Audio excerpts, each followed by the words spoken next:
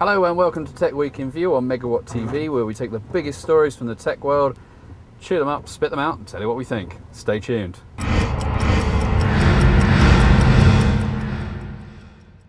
So imagine you're reading your favourite book, you feel tired, you go to bed, you get up again, and the book's disappeared.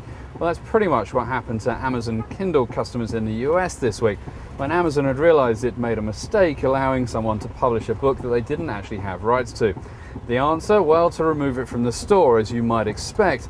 But then they did something a bit more, well, 1984, which is ironic because that's the book that was at the centre of this craziness.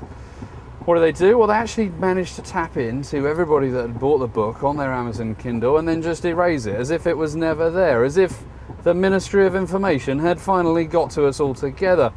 Of course, outcry, outrage, everything ensued. And Amazon has now since said that although they feel that they were right to remove it, they probably won't be doing it again in the future. What is this? What are we to make of all this? Well, it just means that anything that you buy on the Kindle clearly isn't yours. It never is yours, and well, if you want to be reading it and someone decides that they should take it away, that's entirely up to them.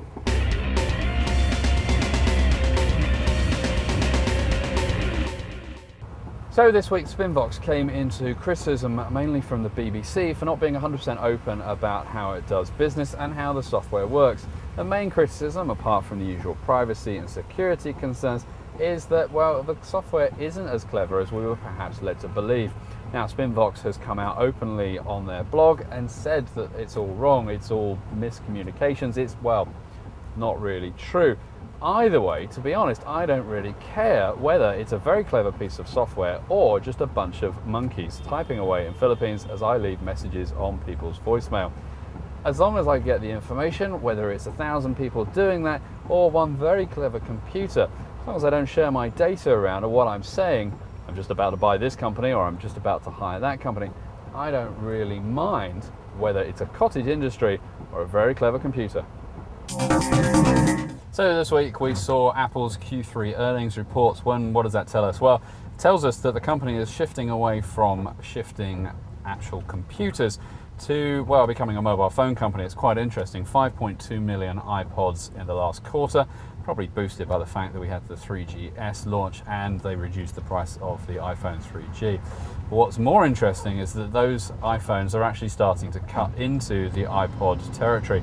Although they managed to still shift 10 million iPods around the world, that was down 7% on last year, which clearly shows that either the iPhone or other phones with MP3 players are starting to eat into the iPod market. Yeah, and the other thing I can think of is that, well, we've all got an iPod. Pretty much everybody I know has one, probably you have one, and everybody you know has one. Which makes me think that unless they're going to come up with anything really ingenious, yes, there's rumours of a camera to the iPod Touch later in the year, we're probably not going to upgrade. We're probably just going to go to our phone because, hey, we're used to having music on our phones now. It could spell the end of an era for Apple.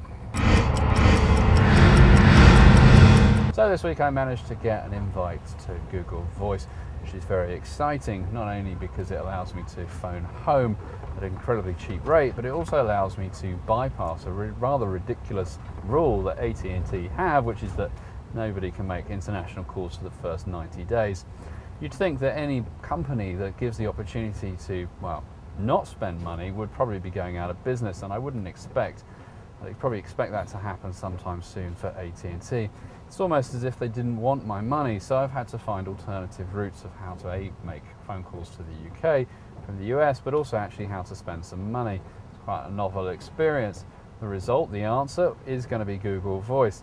The idea is from my web browser on my iPhone, I'll be able to phone the UK for as low as 2 cents a minute or 19 cents a minute if it's to another mobile phone. What's interesting is that they've tied this into your Google Contacts, so you can just automatically select who you want to phone, press the button and it does it all for you. It's incredibly clever software, which unfortunately means that Google will probably dominate the mobile phone, not operating system, but operators in a couple of years' time. Obviously, if you're AT&T or anybody else for that matter, you're going to be pretty scared. Whilst you've been able to commandeer or command the applications that are found in certain things like the iPhone store, thinking of Skype, it's not going to work for web-based applications, and they've got a rather worrying, scary moment ahead of them, which is deciding how on earth they're going to protect their subscriber costs on a monthly basis. Well, that's it for this week's show. Hope you've enjoyed it. Why don't you tune in next time for more news, reviews, tips, tricks, opinions, and much more. I'm Stuart Miles. This is Megawatt TV. Thanks for watching.